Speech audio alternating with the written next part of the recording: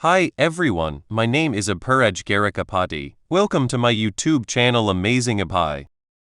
Previously, Hunter Cha defeated the Black Knight. She then asked Genwu, "You said you'd summon your strongest, didn't you? Please summon him now." Hearing that, Genwu replied, "You might get hurt," but she insisted. As she spoke, a dark aura emerged behind Genwu as he summoned Baru. He asked her, "Are you sure you'll be okay?" Genwu understood something very clearly. Most shadow soldiers were weaker than their living counterparts, but Bardu was an exception. Unlike others, Bardu had been created for a single purpose, to slaughter hunters. If he fought Cha Hai-in with his full strength, her chances of victory would be almost non-existent. With that in mind, Genwu ordered him to defeat her, but without causing harm. The moment the command was given, Baru's aura erupted. A wave of mana exploded outward, shattering lights and windows throughout the building. Cha Hai-in staggered for a moment under the sheer force of it, astonished that Genwu had once faced this terrifying being himself. Bardu then completed his monstrous transformation, ready for battle. But before the clash could escalate, Genwu commanded him to sheath his claws.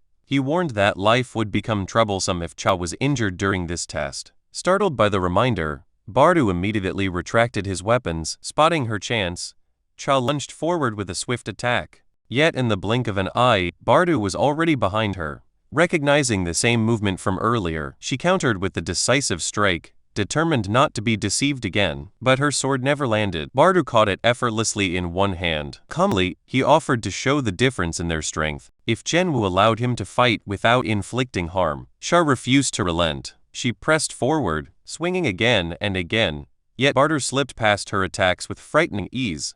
He wasn't even moving from his position, simply dodging at close range. Realization dawned on her. This was a gap in speed and power she couldn't hope to close. Then without warning, Bardu stepped right up to her face and released a piercing scream. The shock wave blasted her off her feet, sending her skidding back across the ground. From the sidelines, Genwu silently concluded that the outcome was already decided. Still, Cha Hai-in rose to her feet, unwilling to yield. She declared she could continue even after seeing the overwhelming difference. Genwu frowned, questioning what drove her stubborn resolve. Recklessness didn't suit her, not after recognizing Bardu's true power. Yet he couldn't ignore the truth. Bardu was no ordinary shadow. He was intelligent, merciless, and born to kill. Genwu could still feel that killing intent seeping from him, like a blade at the throat. Watching Cha's stance, Genwu worried. If she tried to gamble on a weak point, he could only hope she wouldn't make a fatal mistake. As the clash dragged on, Bardu reminded Cha Hai-in of a simple truth. Every creature instinctively knows whether it is predator or prey. To prove his point, he lunged forward with deadly speed, declaring that prey defying a predator could never be tolerated. Cha reacted just in time, dodging his first strike, but Bardu immediately prepared another. In that instant, he noticed her gathering mana for a counterattack. She released the blast with precision, landing a direct hit on his shoulder. Yet the blow barely scratched him. Bardu's hardened exoskeleton absorbed the impact and reduced her weapon to shattered fragments. But this was exactly what Cha had planned. With her remaining strength, she prepared her strongest skill. She knew she only had enough mana for a single attempt. One strike that had to count. Summoning the radiant sword of light, she pierced through the layers of Baru's armor, finally breaking past his defense. Alarm surged through Genwu as he sensed something dangerous awakening within Bardu. A buried command, etched deep in his very existence, by the Insect Queen, stirred once more. Annihilate all enemies. The words echoed through Bardu's mind, as he branded Cha Hai-in an enemy and shifted into pure killing intent. Genwu's order to stop went unanswered. Cha closed her eyes, accepting what seemed like the end. A deafening explosion shook the battlefield. When she opened her eyes again, she realized she was still alive. Genwu had intervened, in time shielding her from certain death. Bardu snapped back to his senses, recoiling in horror at his own loss of control. Dropping to his knees, he begged Genwu for forgiveness. Genwu, however, turned his attention back to Cha. He questioned her resolve, asking why she was risking her life for nothing more than an entrance test to a nameless guild. A hunter of her caliber had no reason to gamble everything on something so trivial. Then, almost to himself, he wondered if her determination stemmed from a personal interest in him. The thought left Cha momentarily stunned, while Genwu admitted inwardly that he still could not read her true intentions. And then in a voice so soft, he almost missed it, Shahadayan whispered her answer. She admitted that perhaps his guess was not entirely wrong. The scene shifts across the ocean to America, inside the headquarters of the Federal Bureau of Hunters. Seated at the top floor, Director David Brennan listens intently as Michael Connor and Mrs. Sellner report back from their meeting with Jinwoo. Brennan presses them for answers, demanding to know why they failed to convince such a powerful hunter to join the United States. Michael explains that according to Mrs. Sellner's vision, Jinwoo is unlike ordinary awakened. She describes him as one of the kings, a title she reserves only for the strongest of the strong. The director is stunned, asking if that means Jinwoo rivals a national-level hunter. Mrs. Sellner begins to describe what she witnessed when she looked into his mind. Normally, awakened hunters channel their strength from a place known as the other side. The bond between hunter and source appears to her as threads of light, sometimes so bright that they blaze like radiant kings. But when she gazed into Jinwoo's eyes, she saw no such bond. Instead, what looked back at her was a boundless darkness. To her, Jinwoo was darkness itself. The director quickly questions whether she is implying Jinwoo is evil, but Mrs. Sellner shakes her head. She clarifies that she is not speaking of morality, but of origin. Jinwoo does not rely on a connection like other awakened. His power is his own, untethered and unbound by the limitations of the other side. In theory, it means his strength has no ceiling. Michael shaken realizes what she is saying. Jinwoo can continue to grow without limit. Mrs. Sellner confirms this with grim certainty. Director Brennan rises from his chair, thanking Mrs. Sellner for her insight. He then motions for Michael to follow him as they descend. Before we move ahead, please take a second to like on this video. A like tells me that you enjoyed this topic. Your support helps Amazing Up grow naturally into the depths of the Bureau all the way to level 24. Inside the elevator, Brennan recalls the first S-rank gate in history, the catastrophic breach that consumed the West Coast. Michael remembers it well, the deadliest disaster in hunter history. Brennan explains that during that raid, America recruited the strongest hunters from across the globe with the promise of untold rewards. Only 5 survived, and those survivors became legends, granted authority equal to entire nations. From that day forward, they were known as national-level hunters. Among the horrors of that tragedy, one creature stood above the rest, Kamish, the inextinguishable flame, a dragon, so powerful that it slaughtered hundreds of elite hunters on its own. Yet from that disaster came an unexpected reward. As the elevator doors open, Brennan invites Michael to witness it with his own eyes. They enter a cold storage chamber deep below ground. Inside, preserved and sealed away, rests a runestone taken from Kamish's corpse. Brennan explains that for 8 long years, no mage-class hunter has risen to the rank of national level, and so, this runestone has waited here in silence, its immense power seeking a worthy heir. With solemn pride, Brennan declares that Kamish, even in death, will bestow a gift upon their nation once more. The story shifts to Jinwoo, who is in the shower, staring at his reflection in the mirror. He still can't believe that someone actually confessed interest in him. He thinks to himself that ever since his reawakening, his appearance has changed. He has grown taller, his physique has become sharper, and his skin has cleared up completely. He wonders if it's all because of the passive effects from the skill Will to Survive, which restores any damage to his body. But even so, he questions, am I really that attractive? Later, he walks over to his sister Gina's room and suddenly asks her how she would rate him. Confused, she replies by asking in terms of what? Jinwoo clarifies that he means in terms of appearance. Gina looks at him like he's lost his mind and says that to her,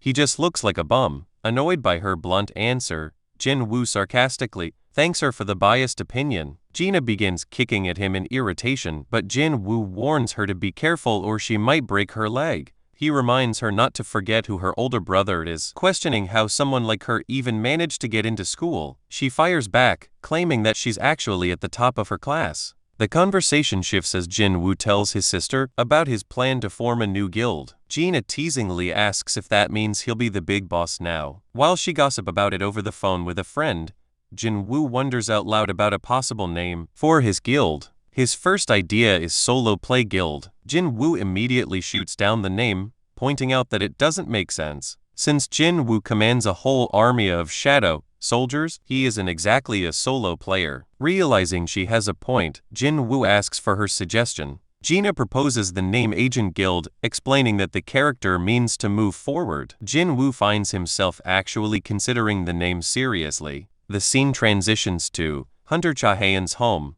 She is lying in bed, tossing and turning as she recalls the events of earlier. She can't stop cringing at herself, admitting that she basically blurted out her feelings. For Jin-woo, embarrassed, she thinks he must see her as crazy. But then again she reasons, it was only natural to feel drawn to someone who saved her life. Still, she admits to herself that things don't feel okay at all. As she reflects, another memory resurfaces, something she experienced while unconscious. In that vision, she remembers drifting into darkness, until a hand reached out and pulled her back. The voice that called to her belonged to Min Byung-gu, the healer who had sacrificed himself. In her vision, Byung-gu pleaded with her to pass on a message. He told her to warn Jin-woo that he must be cautious of the dangerous power that exists within him. Startled by the memory, Haein suddenly sits upright, realizing that she had completely forgotten. Until now. The next day, the focus shifts to the Night Guild's headquarters. Park Jong-soo listens as his vice guild master,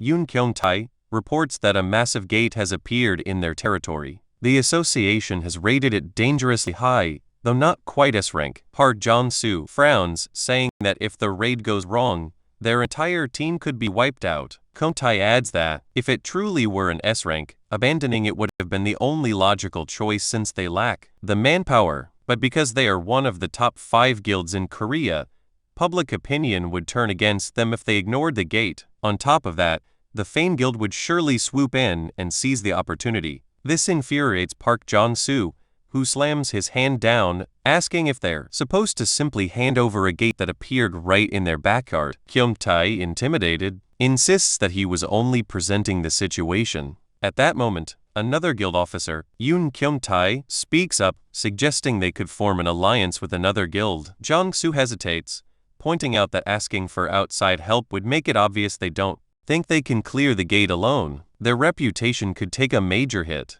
But then Jin-hae reminds them of someone, Hunter Sung Jin-woo. After a moment of silence, Jong-soo admits that working with Jin-woo could actually be an advantage. The public might even see it as a bold move if they were to join forces with him. He asks what Jin-woo has been doing lately. Kyung-tae reports that Jin-woo recently cleared a gate that opened in the middle of a highway, but otherwise has been keeping a low profile. He asks if Jong-soo would like him to arrange contact, but Jong-soo shakes his head. Something this important shouldn't be handled over the phone. Instead, he orders that they go meet Jin-woo directly. The story then shifts back to Jin-woo, who is in the middle of another discussion with Jin-hoo. Jin-woo tells him that he's leaning toward naming their guild agent. Jin-hoo nods enthusiastically, thinking that anything is better than solo play guild. With the name decided, Jin-woo remarks that all they need now is one last member to officially form the guild. Curious, Jin-hoo asks what happened with Hunter Cha. Jin-woo replies that she isn't quite the person he's been searching for. Shocked,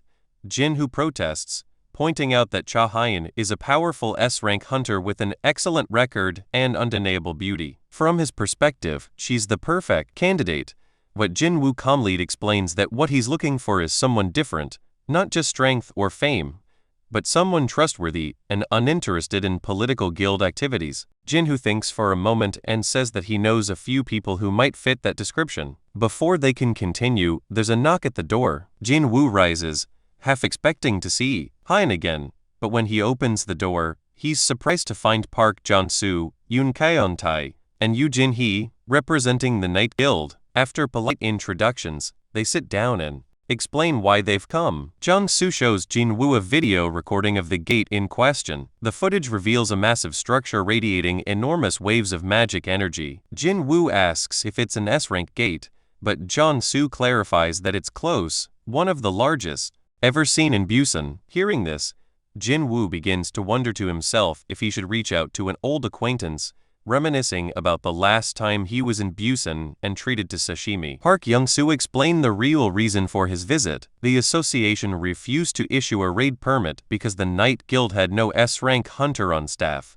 He asked Jin-woo to join the raid, so the guild could legally claim the gate and lead the operation. In the background, Yang Yin-tae distractedly considered asking Jin-woo for an autograph. Park then put an offer on the table. Normally, an S-rank hunter took a 10% share for participating in a raid, but he was willing to increase that to 20% for Jinwoo. Jinwoo countered immediately, demanding an even split, 50-50, and added a condition. He would help only if the Night Guild formally allied with his new group, not just with him as an individual. He mentioned that he had just established a guild under the name Jing Guild. Park tried to bargain back, proposing a 40-60 split instead. Jinwoo made it clear he wasn't negotiating out of need. He wasn't the one who required help. Park reassessed the young hunter and concluded he was no pushover after all, then accepted Jinwoo's terms on one condition. Jinwoo would personally handle the dungeon boss. With the deal settled, Park reminded Jinwoo the gate had appeared a few days earlier and insisted the raid must begin by tomorrow at the latest.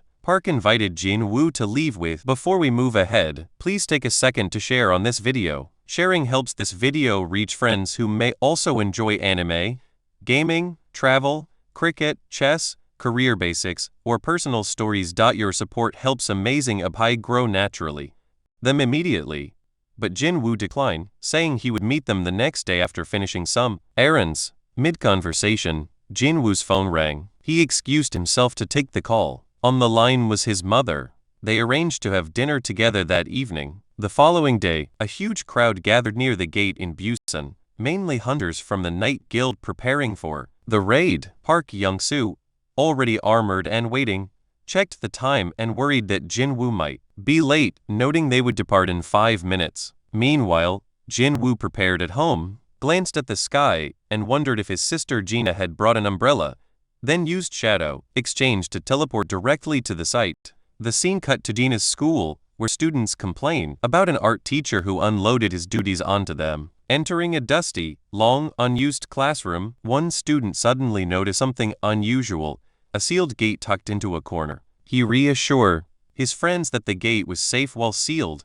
and reminded them only licensed hunters could enter once it opened, estimating it would take about a week to activate. As the students talked, tiny cracks began to spider across the gate seal, a sign they failed to notice. Without warning, a hand burst through the fissure and grabbed the head of the boy standing closest. He fought and screamed for help, but the creature crushed his skull in front of his classmates. The remaining students watched in horror as monsters poured out of the gate. Hunters acting as nearby scouts felt the rush of excitement at the scent of blood, but they suppressed their instincts and prioritized the mission. One of the creatures sniffed out human presence and told its companion that the building was as complex as a castle, ordering the others to be summoned. The monster declared it would slaughter all humans there, fortify the position, and then begin the real hunt. As it stepped into the corridor, the beast pounced on students before they could react. Cut back to the raid staging area. Jinwoo arrived and remarked that the gate was even larger in person. He surveyed.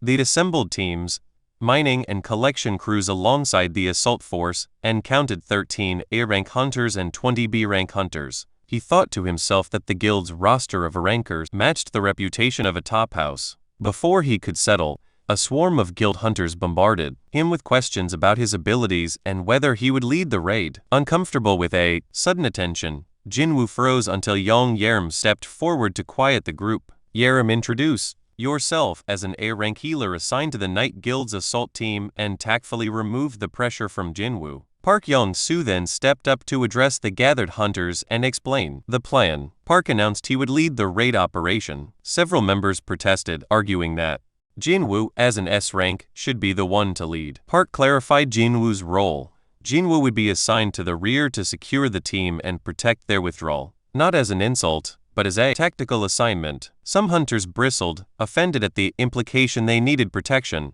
Intention briefly flared. Park smiled wryly and admitted their blunt talk was simply the guild's atmosphere, a show of confidence more than disrespect. Jinwoo accepted that interpretation and remarked that such swagger meant they believed in themselves. With roles defined and grudges kept in check, the raid party closed ranks and proceeded into the dungeon. The scene opens inside the Hunters Association Emergency Call Center, where an operator answers a frantic incoming call. A terrified girl reports a dungeon break at her school and tells the operator she is hiding in a bathroom. She explains that she and her friends were suddenly attacked when monsters poured out of a sealed gate. The operator reassures her that hunters are already on their way and urges her to stay calm. The operator asks for a description of the attackers. The girl says they looked familiar from television, green-skinned creatures. Hearing that detail, the operator's voice tightens. She realizes the monsters are orcs and warns the girl they can track prey by scent. Before the operator can finish, too late, an orc finds the caller and the frantic screams in the line. Back at the school, students stream out of classrooms as orcs hunt down anyone trapped inside. Some students managed to escape through the school gate while others unfortunately became prey to the orcs.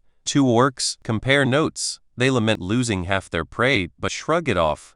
There are still plenty of victims. Before we move ahead, please take a second to like on this video. A like tells me that you enjoyed this topic. Your support helps Amazing Apply grow naturally. One orc explains they blocked the main escape route and will sweep upward to clear the remaining floors. A group of students barricades themselves in a classroom with desks and chairs hoping to hold out. Their barricade proves useless and orc smashes the door and staggers through. Blood matted across its body. Panicked, one student bolts for a window, but as he reaches it, two red eyes lock onto him, and an axe cleaves his head before he can react. More orcs flood the room surrounding the terrified survivors. One orc detects magical energy in the crowd and tells its leader there is a witch among the students. The orc leader orders them to eliminate the magic user first. At the back of the classroom, Gina and Han Songyi huddled together. Gina calls desperately for her brother. Han Songyi, though only an E rank, declares she's awakened and prepares to fight while Gina tries to hold her back. An orc swings an axe toward Gina, certain the smell of power is hers, and declares she must die. The girls close their eyes, bracing for the blow. But when Gina opens them, she finds a hulking orc standing between her and the attacker, having stopped this strike. Recognizing the protection, Gina realizes her brother had stationed these soldiers around her for safety. With a single punch, the large orc sends the attacker flying through the ceiling, leaving the remaining monsters stunned, and three massive orcs converging to guard Gina. Cut back to the raid team inside the dungeon.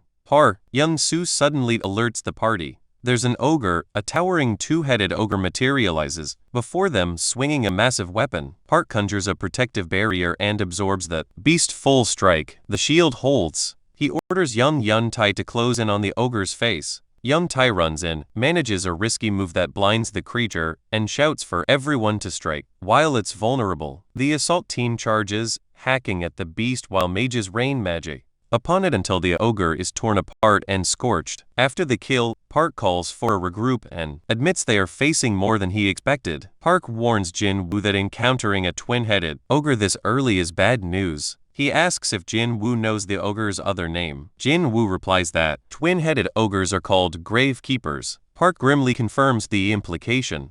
If grave keepers appear, an army of undead is likely nearby. Young Yun Tai frets that he jinxed them, and the hunters debate whether to keep pushing, but then they notice something strange. The undead do not charge. Instead, they stand perfectly still, staring at the hunters with cold, patient eyes. The team instinctively takes a step back, unsettled by the unusual behavior. Jin Woo, who had expected a brutal fight in this high-tier A-ranked dungeon, senses something off and realizes an urgent matter requires his attention. He tells Park he must leave immediately. Park protests that without Jin Woo, the raid could become dangerous. Jin Woo answers Park calmly. If they are worried, he will call someone equally reliable to watch over them, then makes his decision to take action. The assembled hunters freeze as a familiar monster appears and they catch a terrifying recognition. It is the same ant-type creature from the Jeju Island raid. Jin Woo cuts through the formalities and then orders Beirut to protect the humans and handle the monsters as he sees fit. Beirut answers with a fierce cry and proceeds to slaughter the surrounding monsters, leaving the hunters stunned at the display. When the slaughter ends, Jin Woo tells the guild that the shadow soldiers he left behind will assist them. 20 of those shadows will be more than enough for this dungeon. He prepares to depart, but the hunters plead, "Are you really going to leave after unleashing your shadows?" Jin Woo, annoyed, offers to dismiss the shadows before he goes if it will make them feel safer, but says he doubts that would help. His final check shows Shadow Exchange still has 1 hour and 42 minutes remaining, so Jin Woo begins to run for the exit. Park stands in stunned disbelief as Jin Woo rushes away. While sprinting, Jin-woo notes he keeps receiving faint signals from the shadow soldiers he had left with. Jin-woo, a nagging, uneasy feeling builds in him. He encounters a line of undead blocking his path. Furious, he orders them out of the way. To his surprise, the undead bow and kneel, clearing a path. Jin-woo wonders briefly whether they recognize him as a necromancer, able to command the dead, but he pushes the thought aside and presses onward. Reaching the gate, he summons Kaizul, his wyvern, and mounts it. Hunters watching gasp in recognition. Jin-woo commands Kaizul to fly straight to his sister and boost the wyvern's speed and strength by 50% so they can reach her as quickly as possible. The episode ends here. Thank you so much for watching. I really appreciate it. And if you're not subscribed, please subscribe and see you next time. If you enjoyed this video, please hit the like button and subscribe to Amazing Appy. Subscribing makes sure you do not miss the next video, and it gives me motivation to keep improving the quality of every upload. Thank you for being here, and I will see you in the next one.